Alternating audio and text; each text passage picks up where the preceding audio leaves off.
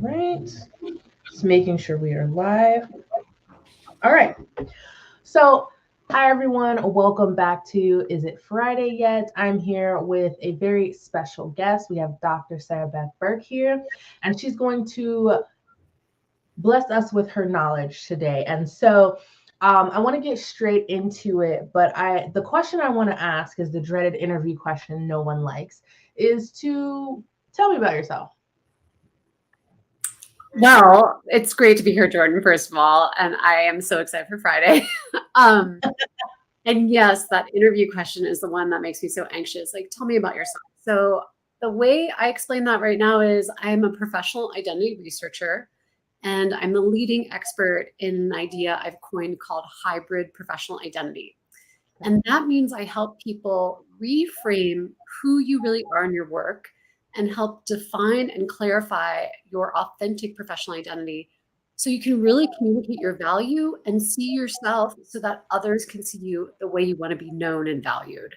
So I'm doing this as part research, but also a lot of lived experience because I have gone through a very windy career history.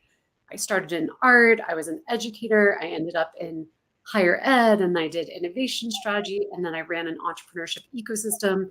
And a lot of those things don't seem connected to each other. And I honestly just thought I am whatever job title I am.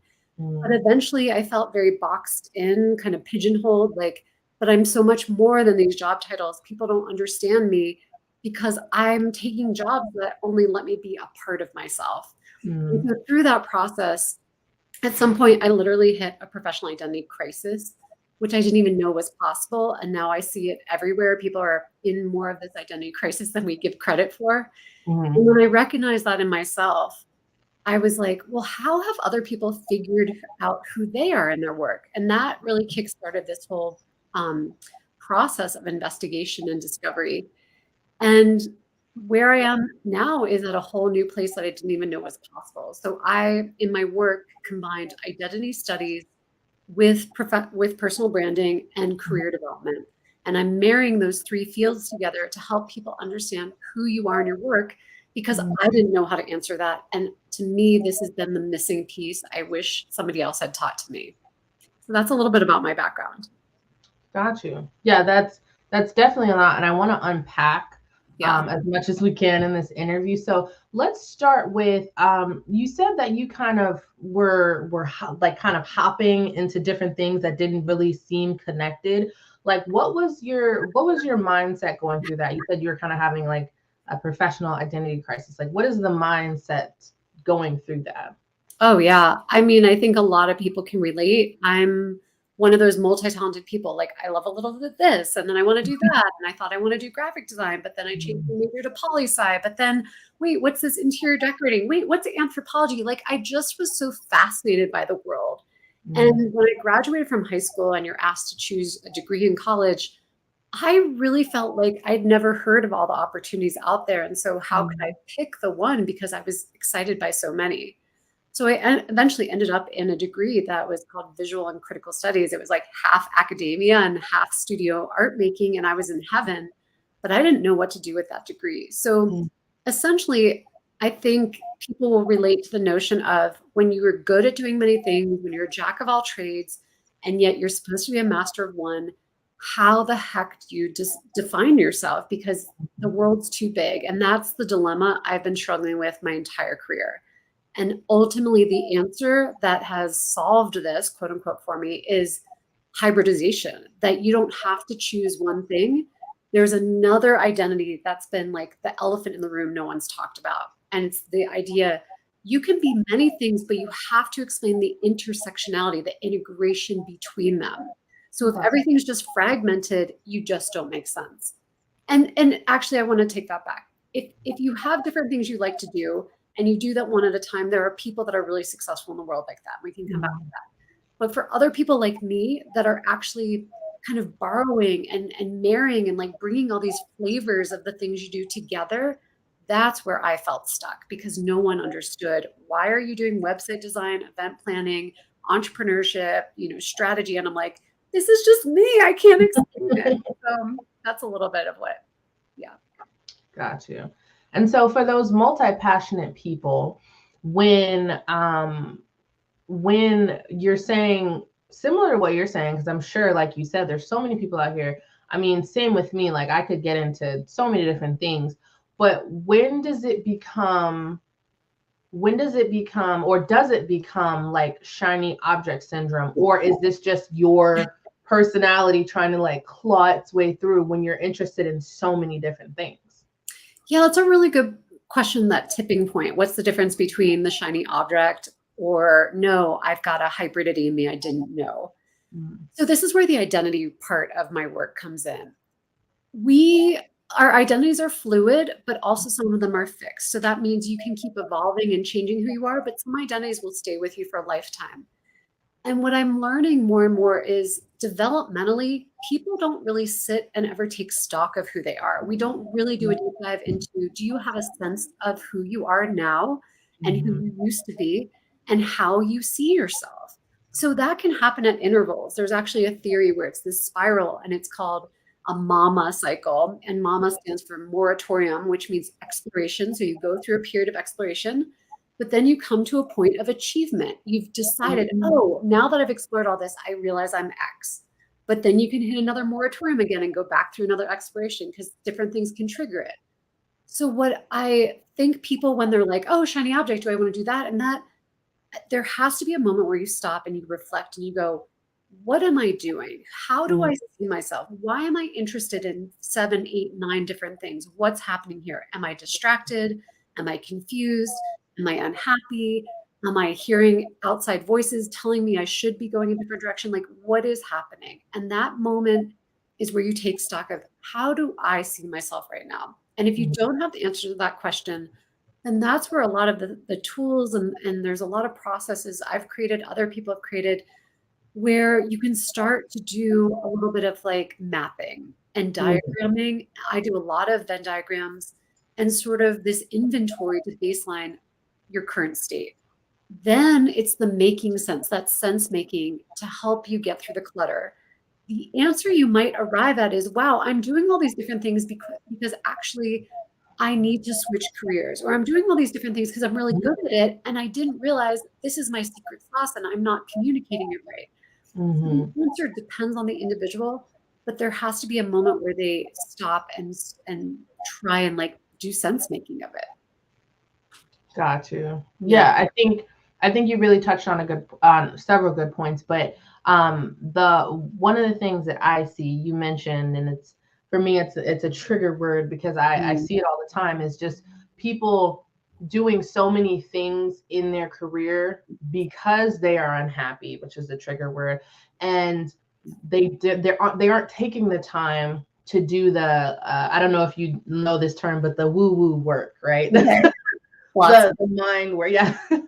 The mind work. And I think so many people are like, no, I want my resume done, I want my LinkedIn done, but no one's like, hey, I need my mind done or something like that. Like no one, a lot of people aren't, that's not the first thing they come to. And I will agree, even before I started coaching some years ago, I was probably the same way. Like, I'm ready for, give me the resume, give me the LinkedIn, and that's it. That's all I need. But what I didn't realize, to your point, is it was my mind going in so many different directions that I was, in a sense, unhappy, even though there was, quote unquote, nothing to be unhappy about. But it was just so many different things that I was saying, you know what?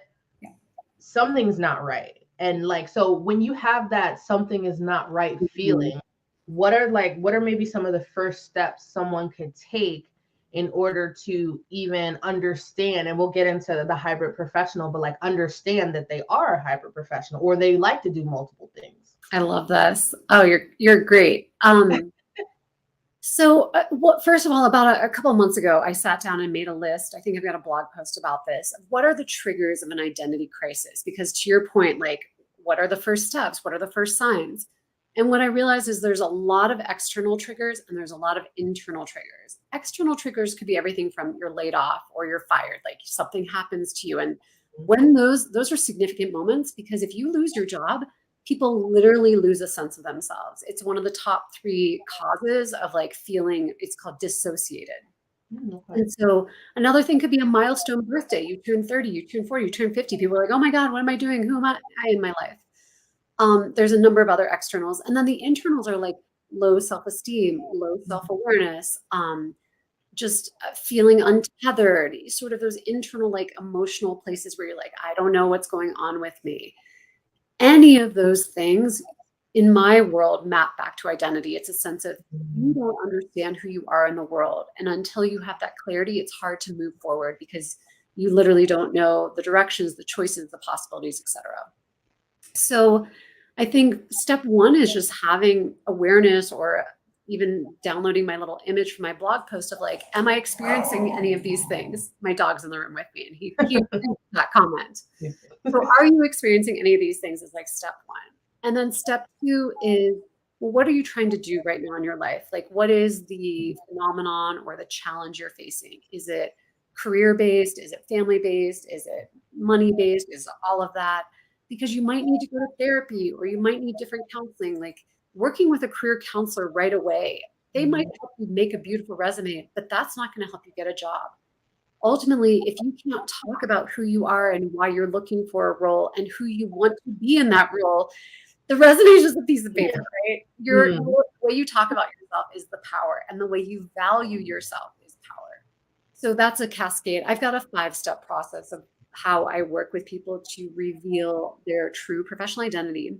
And then you had a part 2 question. This was a big question. So part 2 I heard was, how do you know if you're in that hybrid professional identity space? So essentially, let me break it down this way. I have a framework of 3 types of professional identity. People are either in singularity, multiplicity, or hybridity. Now, what that means is singularity is you associate, I have one identity. Like experts tend to be like, I'm an engineer. Multiplicity is where you have many identities. You could be multi-talented, a polymath, a jack of all trades. The many identities are not connected. Like you do one and then you do another. You start and you stop. You turn them on and off. And then the last choice is hybridity, where you have many identities, but there's synergy, there's interconnection between them. You defy labels. And so what we've traditionally done in the workforce is you have to choose either the singularity, I'm an expert, or the multiplicity, I'm a generalist. And hybridity is sort of this unknown third option. What I find with people that resonate with me in my work is they're in this emerging space, or they're somewhere in the multiplicity. Like I do a lot of things, I don't know how to convey that. I feel stuck in my work. And they're like, I don't know if I'm a hybrid, and tell me more. And so it's developmental. Anyone can be a hybrid professional, but you only are if you think you are, because that's what identity is. If I see myself as an idea scientist, that's who I am. I can call myself that. If you don't see me that way, I have to educate you or show you ways that I live that identity. So hybridity is the same way. If you think you're combining and meshing and marrying your multiple professional identities together, we need to have examples and validation and stories that support, oh, when you made that last new product, you used this like engineering mind, but you were kind of bringing in architecture and your gardener identity, and you were able to do this thing, and then boom, now we can understand examples of you in your hybridity. So it's a process of really deep self-reflection, and I'm making it sound very high level right now, but it's also revealing to people who they are so they can make the decisions of, oh no, I'm actually more of a multiplicity person. I like to do one thing and then go to something else, and that's perfectly fine. The hybrids are really in their zone of genius when everything's firing simultaneously. They're in a different space. So that was a huge answer, Jordan. I hope I made sense. No, you're good. I'm still, I mean, and I definitely want to talk about your TED Talk, because I think that's really cool. But I'm just, even myself, like still wrapping my head around the 3, because when I was looking at your content and everything, I did see that generalist, expert, and then that third category, or that third column, and I was just like, okay, because I was like, it wasn't, I guess, clicking for me until I read a little bit more. Yeah. But so I guess in the simplest terms, what is defined as a hybrid professional? My definition of a hybrid professional, and it's An identity, so I call it hybrid professional identity, is someone who has multiple professional identities and works at the intersection of them. It's the integration between identities that sets them as a hybrid, as opposed to separation and having many identities. An example I refer to a lot is Carissa Bodnard. She's the founder and CEO of Thrive Cosmetics. And right away, the name of her company is a hybrid term. She sells cosmetics, C-A-U-S-E, like the word cause. Okay. And her background, she used to just be a makeup artist. And then she got into like product design, like she'd make some makeup. But another component of her identity is cancer activist, because she actually had a friend who went through cancer treatment and it just really impacted her. And she said, what if I could make makeup, so that's the product development, that was really friendly and made of, natural ingredients, and if I have proceeds from this product, I'll donate it back to cancer research. So you can see, if we drew a Venn diagram, which is a tool I use a lot, and my dog wants to come on camera, so here he is. Oh, cute. This is Jack. So you can see, if we drew a Venn diagram of Carissa, she's the product developer in one circle, she's the makeup artist in a different circle, and she's this cancer activist in another. But together they help her form the founder of Thrive Cosmetics, because it's all of her together simultaneously. So a jack of all trades would be those three things, but one at a time. There would have never been Thrive Cosmetics as a result. Right. Okay. Got you. Okay. Yes. Yeah. I'm a visual person, so I'm like visualizing the diagram. I love it. I'm like, all right, I get it. I get it. And so you talked about intersectionality, and then you talked about, I believe it was authenticity, branding, and there was a third one. Yeah. So my area of expertise I'm merging together is career development. Yes. Identity studies and personal branding. Yes. And so I want to kind of pivot a little bit to career development, because I want to see how, with like your varied background, like you have a lot of stuff going on. Like, how did you even get into career development from, you said you were in art? Is that Yeah, totally. No, my background's a lot of art and design. And then my PhD. Design, yeah. So I kept going back to school because I was like, I think I need another degree. I'm really good being a student. I know that identity really well. So interestingly, I do not call myself a career coach or a career counselor. I have not formally studied, although as a researcher, I read a ton of literature about career development.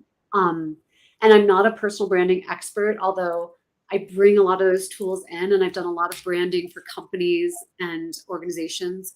So what's interesting is I've created my own field. And because I see all of these three elements really work well together and they need to be connected, but other people haven't thought to do this. And what I call myself now, like I said, I'm a professional identity researcher and the thought leader of hybrid professional identity, because my thinking is a result of those three disciplines coming together. And does that answer your question? Like, that's how I bring career development in. Yeah. And then you, if I remember correctly from reading, you call yourself a creative disruptor, right? Yeah. Yes. Yeah. So where did that come from? Yeah. When I work in a company, what I learned is I'm not the program director. I'm not just the head of growth or the director of marketing. Like, I've had all these weird job titles or very formal job titles. And I was like, but I'm more than that. And when I was going through my graduate studies and like I said, having that identity crisis, like, who am I? What am I doing? I essentially boiled myself down. Like, what are the core professional identities I associate with and feel I possess? And when I got there, I was like, okay, I've gone to art school. I love art. I'm an artist. Okay, I've gone through all these teaching degrees. I believe I'm an educator. Like, that is part of my soul. But then I was doing a PhD. I was like, well, I'm definitely a researcher now. Like, I can't let go of that. And a designer was really important. So to anyone listening, out of all the identities you have, you do a big brainstorm when you do my process, and we narrow it down to the primary ones, those 3 or 4 that are like critical to you. And anyway, then I started looking at my work, my actual day-to-day job. Sorry, Jax. He's got a friend here, the golden retriever, and sometimes he's a little bossy, and he was telling the golden retriever, you're in my way. There you go. This is the end of day, so they're both like antsy to go outside. Yes. So I looked at what I was really doing in my job, and I was like, well, this is interesting. I push against the status quo. I ask people really strange questions because I was running this entrepreneurship thing, but I'm an artist. And so I'm asking questions because I'm like, what are you guys talking about? Why do you do it that way? Who thought of that? And then I'm adding all of these like visual diagrams and graphic presentation when I'm like leading meetings, and they're like, why is she not just creating a spreadsheet? Like, this woman's different. She's like drawing us pictures of these things. And I'm looking at this and going, I look crazy in this role, but I'm actually exceeding expectations. And I was performing really well because I had my own recipe of how to do the work. And that's when it dawned on me. And this is what I do with people. I look for themes and patterns in how you do what you do. The actions lead us to identities, and then the identities lead us to the hybridity. So it's sort of a path. And so the actions I saw myself doing was being disruptive because I was challenging and changing and pushing. And I was also being really creative. And these were theme words that came up for me. And I was like, am I a creative disruptor? And it felt awkward at first. And most people who try on their hybrid identity, I say, you have to say it out loud. You have to say, I am a. And you can see in their body if there's like a connection. They're like, whoa, that felt good. Or if they're like, whoa, I can never call myself that. And so when we try on these new identities, you find who you are. And I was like, okay, creative disruptor actually feels right. And the more I started to use it just casually on the side, not on LinkedIn yet, the more it grew on me. And I was like, holy cow, that's my truth. Like, that represents everything I've been doing as a teacher, like in past jobs, but I never knew how to express it before. So that's kind of the path of how I got to the creative disruptor, and then also how I bring other people there. Nice. Okay. And in terms of, I like that because it's like you really thought this out. That's awesome. So in terms of so let's say creative disruptor is like the identity. How do we separate? Because we're very big on titles. Everybody wants a title. Everyone they chain themselves to their titles, where if they don't have the one they want or the one they think they want, then it's a big thing. So how do we move from this is the title I want to, okay, now I'm expressing my identity and the title is not as important? Yeah. So this to me goes back to values and what you're driven by, or like what makes you tick at different stages of life. I think people really are more concerned with a title is my reputation. I get more recognition. I get more money. It means something. But at different periods in your work, you'll realize it doesn't matter so much if I have the title CEO, because there's title inflation anyway. You can be the CEO if you're founder of your own company and you're one employee. But what you're really, what the people that I work with are really more concerned of, I need to be able to understand who I am regardless of where I work and what job title I have, because the title will always change. If you change jobs tomorrow, they're going to massage it and it'll be like, like head of sales instead of like director of sales. And you're like, well, what's a head versus a director? It doesn't matter. But do you feel like you're being represented as fully as you need to be in that role? That's eventually where people come if they're looking for purpose and meaning. They need to be able to express who they are so that they can find roles that really match them. And that's more of what I'm about in this work. But I appreciate some people really care about titles for distinction. That's different. Yeah. And I think, agreed. I think titles for distinction versus titles to get to the next stepping stone or the next area are a little bit different for me, because some people, like you said, title inflation, they'll call themselves the CEO of their one-man band, right? But I mean, I have people that are saying, hey, that have been, have asked me before, hey, should I get them to change my title so that the next thing I go to, it says it on that line. And I'm like, well, it's going back to what we talked about earlier. It's really all about value articulation, and you can be the director of sales or the head of sales. What matters not so much as your title, but like your responsibilities, the things that you've accomplished, and how well you're able to speak to them. So I definitely agree that sometimes we get very, very tied up in titles and things like that. And so in the same vein as titles, you have, and I'm not gonna mess this up. You have a book, and it is called. I'm gonna mess this up. Where is it? No, I had it. I had the whole thing. I'm sorry. Can you let me? You're fine. Let me see. I want to make sure. Why did I not have this? This is crazy. Stop. I don't know where it went. I had everything like tightly like no. Oh no. Okay, I found it. So sorry.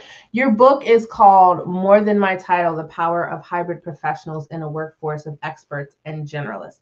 So when you say more than my title, I know we kind of just talked about people being wrapped up. How does the title how does that title tie into kind of your work and studies on the hybrid professional? So this idea of title is the formal way that we are described or identified in the workforce because organizations need titles, right? You're hired into a certain role and we have to name it. So think of anything. You have to create a name for it. Like that's why language exists. Otherwise, we'd be pointing at things and like, I don't know, role playing or something. So the issue with people that are in this space of a hybrid professional identity is when you draw that Venn diagram, that intersection is a space that defies language. It defies category. There is no label. There is no name for it. So I help people name what that intersection is. That's the more than my title.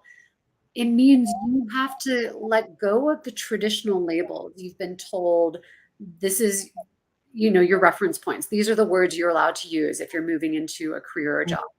What I do with people is I say, okay, it's good you know those words. Now we're going to expand and we're going to use creative, poetic writing and allow vocabulary to feel different. Like I got in an argument one time with a woman around the word architect. She's like, well, I can't call myself an architect.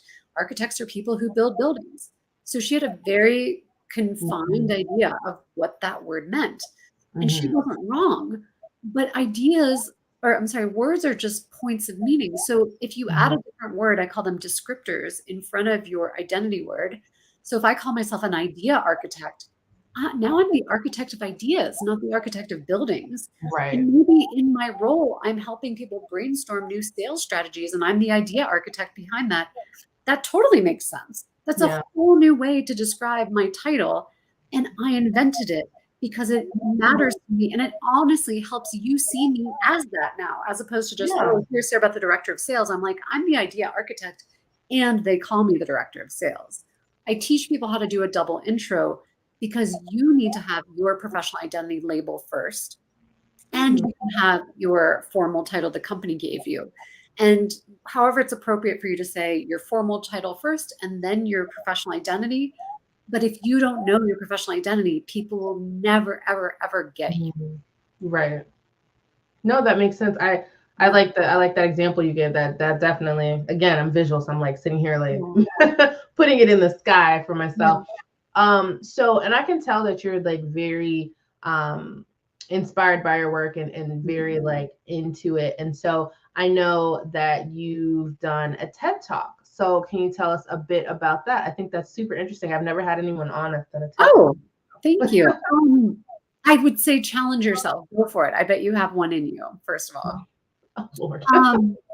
I got really inspired watching some live TED Talks one summer, and I was like, someday I want to do that. Like, I didn't know what I was going to say, but I knew it was an thing inside of me. And, before I knew I was going to write a book, this was my dissertation, and all I knew was I want the dissertation to reach more people. There's something I've found in my research that I need to spread. But going from an academic to an author, that you have to learn how to write differently and like talk to people's hearts and minds as opposed to like, scholars. So I was also very cautious and nervous because I kept telling myself it's that inner critic, oh, you think you have an idea that matters, but nobody else cares. Like there's maybe 2 people in the world, you and your parents, that want to read this. And so I had a lot of self-doubt and just worry and sort of like just nervousness about moving forward. And what the TED Talk did is it helps you have to frame one idea. And then the coach that helped me said, what is the thing you want the audience to leave with? Like, what's that lasting, enduring message? And so I applied to TEDx. I think I wrote about this idea of more than my title. I hadn't even written the book yet. Wow. And I said, people have multiple identities, but there's this hybrid thing. And that's what I want to talk about. And every TEDx is different, but I only had 1 month to prepare. They accept you. And then a month later, you do the talk.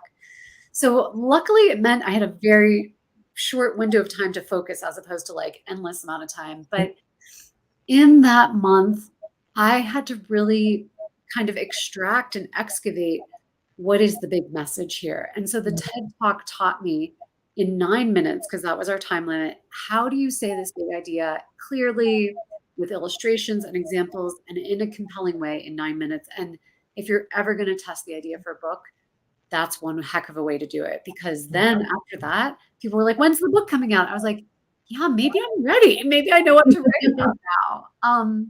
And just a total side note, that's kind of fun about the TEDx. I was the second speaker to talk. There was like 20 that went that night. And I definitely get a little bit of stage fright. It's the biggest audience I've ever spoken to. And I knew also the power of just, this is going to be branded with TEDx and it's going to go on YouTube. And like, I wanted to leave a good impression. And I was to the side of the stage, just almost hyperventilating before I went on. I was like, I don't know if I'm going to meet the time limit. And what if I forget my lines? And they tell you not to memorize because you don't want it to be just like a script. They say muscle memory, know the direction you're going, but don't have every word perfect. Right. So in my head, I knew I was like, I need the first minute memorized just to get over my nerves. And I got up on stage and the lights are dark and you can barely see anyone. And I start my talk. And sure enough, luckily I had those first few lines just ready to roll off my tongue. Right. And I don't remember anything else I said. Like it was like on stage and I did it. And then I'm like, oh, they're laughing. Should I do something? Oh, they're clapping. I guess I'm done. And like, wow, it was a trip. It was pretty cool though. Yeah, you definitely couldn't tell you were nervous. I was like, oh, wow, okay, look at her. Yeah, I can't. Like it's so interesting to hear you say that because I'm always a big advocate of if you're gonna do it, like just even if you're scared, do it scared. Yeah. Because even like you couldn't tell you're nervous, and I'm sure someone that's watching your TED Talk, and guys, if you're watching this either live or replay, the link is down in the description, so definitely go watch it. But you gotta do it scared because even though you're sitting there and you're nervous, it's not looking like that to the audience at all. They're laughing, they're clapping, and it's like, even though, and I think that's happened to me too, where I'm just like blank and I just talked and I'm like, oh, okay, cool. So it's good for you to, like you said, it's good for you to know like where you're going and everything. But sometimes you just gotta do it scared. You just gotta go for it. Yeah, I'm so glad I did. It felt really good at the end and it was powerful. Like it's a memory I'll never forget. And the people I got to meet through it too, the other speakers are exceptional. I've watched them just grow on Instagram and it's definitely a moment of pride I have. That's awesome. One day, maybe, we'll see. One day. But no, that's awesome. I want to say thank you for your time. And I just want to, I feel like we've covered just so much. And I just hope that whoever's watching this, they're able to come away, even if they're like, hey, maybe I'm not a hybrid professional, maybe I am an expert or a generalist. Hopefully they came away with some information. And so before we go ahead and wrap up, can you just let people know where they can find you, what social media, what, you know? Absolutely.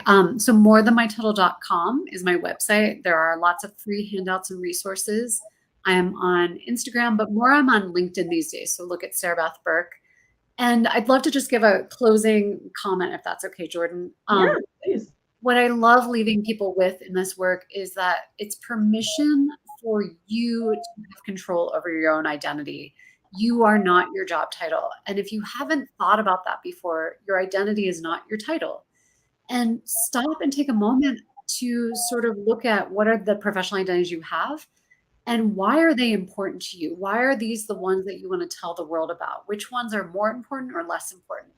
And when you start to take that introspective look, the most important reason I do this work is so that you can clearly communicate who you are and the value you have to your employers, to your colleagues, or whatever jobs you're trying to get, because your sense of yourself is truly why people are hiring you.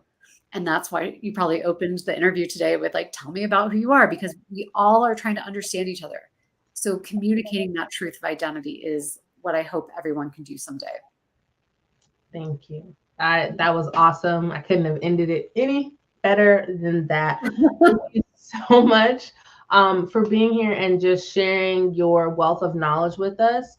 If you guys are interested in Dr. Berk and her work, make sure you guys go check it out. I put her website and her LinkedIn on the screen, but they will definitely be in the description below. Remember, if you are looking for a new career or just help in transitioning, you can hit me up at Boss Life in Progress on Instagram, or you can go to my site, which is www.bosslifeinprogress.